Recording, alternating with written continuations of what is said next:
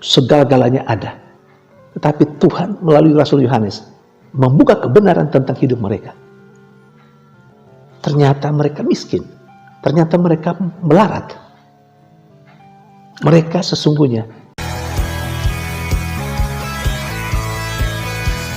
Berjumpa lagi dalam permenungan kita edisi Selasa 15 November 2022, pekan biasa ke-33. Bacaan-bacaan liturgi hari ini, bacaan yang pertama dari kitab Wahyu bab 3 ayat 1-6, ayat 14-22, dan bacaan Injil dari Injil Lukas bab 19 ayat 1-10. Kedua bacaan liturgi hari ini, hemat saya, menggambarkan dua tipe manusia dengan konsep tentang dirinya yang berbeda di hadapan Tuhan. Kelompok manusia yang pertama adalah manusia yang punya konsep tentang dirinya sebagai manusia yang baik, yang tidak ada kekurangan, yang sempurna. Sementara tipe manusia yang kedua adalah manusia yang menyadari dirinya sebagai orang berdosa. Allah melalui Rasulnya Yohanes mengungkapkan kebenaran tentang manusia tipe pertama. Kelompok yang mempunyai konsep tentang dirinya sebagai orang yang sempurna, orang yang kaya, orang yang tidak punya kekurangan, orang yang baik. Tetapi melalui Rasul Yohanes, Allah membuka kebenaran hidup tentang kelompok manusia model itu kepada jemaat di Sardis. Melalui Yohanes Rasul, Allah mengungkapkan bahwa mereka sebenarnya bukan orang yang hidup, tetapi orang yang mati. Mati tidak dalam arti mati fisik, tetapi mati dalam arti orang yang belum sempurna, yang hidupnya masih banyak kekurangan, hidupnya yang belum sesuai dengan apa yang dikehendaki oleh Tuhan. Jemaat di Sardis ternyata seperti itu. Mereka menganggap dirinya sebagai manusia yang sempurna. Tetapi sekali lagi Allah membuka realita bagaimana kehidupan mereka. Ternyata mereka bukan orang yang sempurna. Masih ada banyak kekurangan, dosa dan kesalahan di hadapan Tuhan. Memang Allah juga mengakui bahwa dalam kelompok umat di Sardis, seperti yang diceritakan dalam bacaan pertama hari ini, ada juga orang-orang yang memang hidupnya baik, hidupnya benar, yang mengenakan pakaian putih. Tetapi juga lebih banyak di antara mereka yang merasa diri hebat, baik, benar, sempurna. Tapi ternyata sesungguhnya tidak. Atau juga melalui Rasul Yohanes, Allah mengungkapkan kebenaran tentang jemaat di Laodikia yang merasa diri kaya, segala-galanya ada. Tapi Tuhan melalui Rasul Yohanes membuka kebenaran tentang hidup mereka. Ternyata mereka miskin, ternyata mereka melarat. Mereka sesungguhnya tidak panas, tidak dingin menurut bacaan pertama hari ini. Hatinya abu-abu, tidak jelas. Baik juga tidak baik juga tidak. Mereka berada di tengah. Abu-abu. Seperti orang yang tidak punya prinsip hidup. Tidak A, tidak B. Antara A dan B. Saudari dan saudara yang terkasih, kita mungkin saja punya konsep tentang diri kita. Dan kita memiliki konsep tentang diri kita sebagai orang yang hebat, orang yang baik, orang yang saleh, orang yang benar. Kita seringkali menganggap diri kita seperti itu. Tapi apakah benar kita seperti itu? Seperti konsep yang kita buat, kita bentuk untuk diri kita sendiri. Saya kira sebagai manusia kita sama dengan jemaat di Sardis, dengan jemaat di Laodikia. Sesungguhnya kita belum ada apa-apanya. Kita bukan orang saleh, kita bukan orang baik, juga mungkin kita bukan orang hebat. Hanya kita saja yang mempunyai konsep tentang diri kita sebagai manusia yang hebat. Tetapi Tuhan akan membuka kebenaran siapa diri kita. Kita sesungguhnya bukan orang yang sempurna, bukan orang yang baik. Kita bukan orang yang luar biasa. Kita adalah orang yang biasa-biasa saja. Tapi konsepnya sangat luar biasa. Kita diajak untuk objektif menilai diri kita. Sebaiknya kita membangun konsep tentang diri kita sesuai dengan keadaan kita yang sebenarnya. Artinya kita harus jujur dengan diri kita sendiri. Siapakah kita?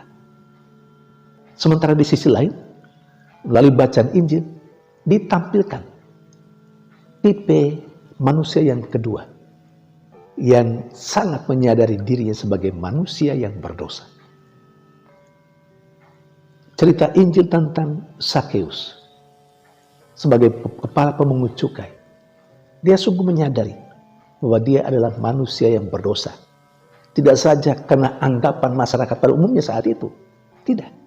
Tapi karena memang dia tahu dia adalah manusia yang berdosa.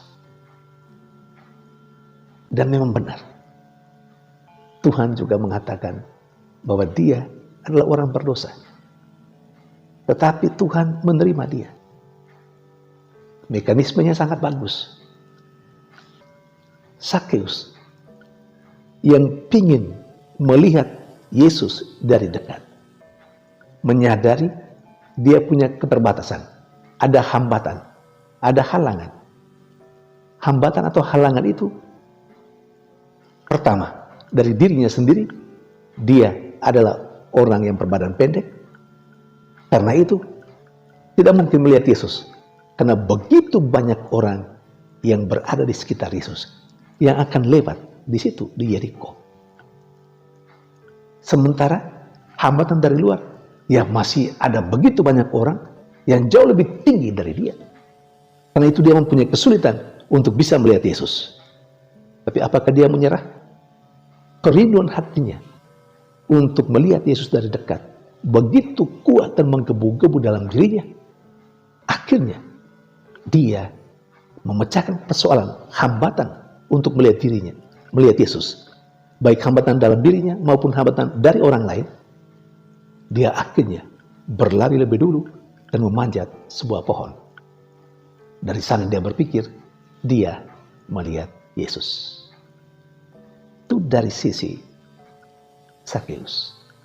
Ada kerinduan untuk melihat Yesus, dan karena kerinduan itulah, maka dia berupaya untuk mengatasi hambatan, halangan, baik yang berasal dari dirinya maupun dari orang lain, dengan cara panjat pohon ara. Saudari dan saudara yang terkasih, lalu bagaimana sikap Yesus terhadap Sakeus? Yesus yang tahu persis apa yang dilakukan Sakeus ketika melewati pohon itu, menengadah ke atas pohon dan berkata kepada Sakeus, "Segera turun Sakeus, aku mau menumpang di rumahmu." Luar biasa. Apa yang luar biasa? Kalau ekspektasi dari Sakeus hanya supaya bisa melihat Yesus yang lewat. Tetapi tanggapan, jawaban Yesus melampaui apa yang sekedar diharapkan oleh Sakeus. Sakeus hanya berpikir bahwa bisa melihat Yesus seperti apa orangnya. Tetapi Yesus yang adalah Tuhan memenuhi, tidak sekedar memenuhi harapan Sakeus, tapi jauh melampaui. Yesus mengungkapkan, Yesus memberikan apa yang melampaui yang diharapkan oleh Sakeus. Dia malah datang mau menumpang di rumah Sakeus, dan Sakeus menerima itu. Saudari dan saudara terkasih, sangat menarik cerita ini.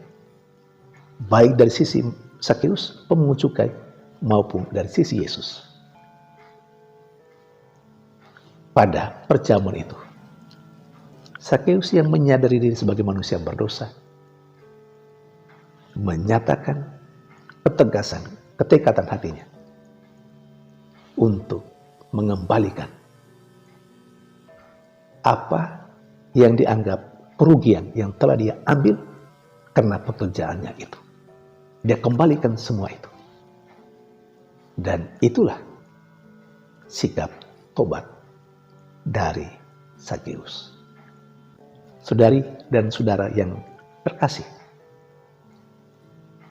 kita belajar dari Sakeus. Kita mesti punya kerinduan untuk terus berjumpa dengan Yesus. Tidak sekedar melihat. Kita mungkin mau melihat, tetapi Yesus, Tuhan kita, terkadang berkarya melampaui apa yang kita harapkan.